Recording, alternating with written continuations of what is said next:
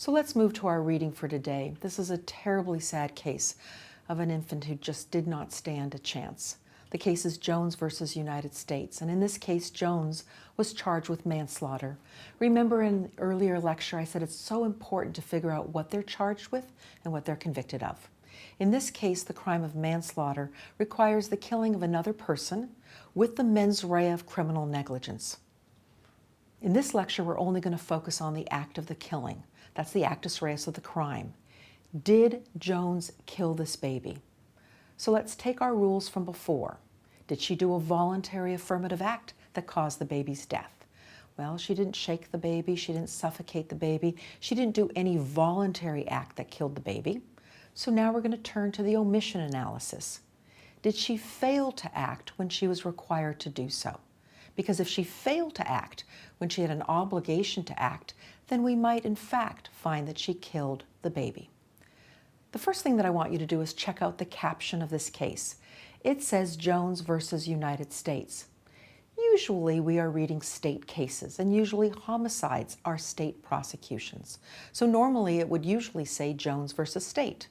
And we usually only trigger federal homicide laws if the person killed was a FBI agent or a DA agent, or it occurred in a bank robbery, or it took place on federal land. But none of these facts are happening here. So can you guess what the reason is that it's called Jones versus United States? The reason is that Miss Jones lived in the District of Columbia, Washington, D.C. And Washington, D.C. doesn't have its own state court. All prosecutions are federal in District of Columbia, and that's why the caption is Jones versus United States. Let's focus on the prosecution's theory of the case. In every case we read, we want to look at the narrative that the prosecution is raising and the defense is raising. Here, what is the prosecution's theory of the case? The prosecution is suggesting that Jones didn't feed this baby, that Jones had an obligation to feed the baby, didn't feed the baby, and the baby died as a result of not being fed. Do you have facts that would support the prosecution's theory of the case? Well, let's point to several. First of all, let's just look at the baby's weight. At birth, the baby weighed 6 pounds, 15 ounces. And 10 months later, the baby had only gained a pound, coming in at 7 pounds, 13 ounces. One doesn't have to have children to know that this is not the kind of weight gain you would expect in 10 months. In addition to that, we know that Jones took the baby to the doctor and that the doctor recognized that the baby had not gained sufficient weight. So the prosecution is saying, you should have fed this baby. Had you fed this baby, the baby would still be alive. That's the prosecution's theory of the case. What's the defendant's position? The defendant actually has 3 arguments here. One is highlighted in this edited case, and there are 2 off stage. Her first argument is, I had no obligation to feed this baby.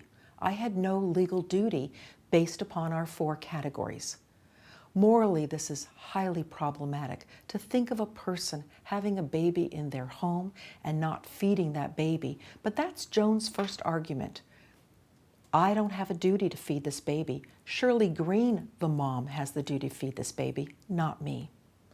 Her second argument is what we call an assuming arguendo argument. Even if I have the duty to feed the baby, Jones says, I did feed the baby. I didn't breach my duty. And in fact, we would see in the full opinion that she brings in a roomer, a boarder who says, oh, I saw her feed the baby. So why isn't the baby gaining weight? Hidden in this case is the reason Jones says the baby didn't gain weight. The baby had jaundice. It's not my failure to feed the baby, it's that the baby had jaundice. Jones had a third argument. Jones said, even if I had a duty to feed the baby, even if you think I breached that duty by not feeding the baby actually died from being jaundiced, that the baby couldn't assimilate the milk and died from the jaundice, not from my failure to feed. So Jones had 3 arguments. In this case, one argument specifically is highlighted. Jones is looking at the trial court and saying, you made a big mistake. You made a big mistake by not instructing the jury specifically on the requirement of a duty to feed that baby. And in fact, we know there is no generalized duty. The jury has to be instructed on one of the 4 categories to find the legal duty. Otherwise, look at the surrounding circumstances of this case. In this case, we have gas collectors who went down to the basement and saw 2 little boys, one 2 years old, one 10 months old, sitting in cages with feces around and cockroaches around. A jury could have picked up on that and said, we don't care about a duty or no duty. We think that you are a bad person, that you should have fed this baby, no matter if you had a duty or not, and that your failure to feed this baby is actionable and you should be guilty of manslaughter.